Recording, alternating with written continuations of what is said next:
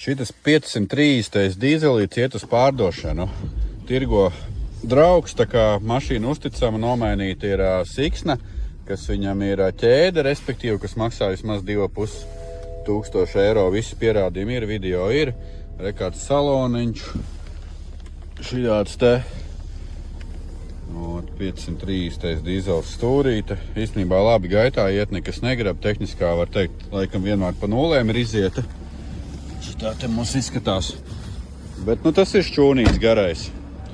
Reku smuki arī diski visi, nav nekas nesaskrāpēts, neko.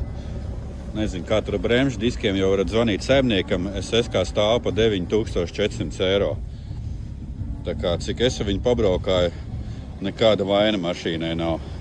Un nav arī nekādu slēpto defektu, kā var uzrauties citreiz kaut kur nopērkot, kur jūs nezināt, no kā jūs pērkat. Kaut kā tā. Meklējiet SSK 9400 šitādu te un zvanat Artim. Sakat, redzējāt LED akcijās video.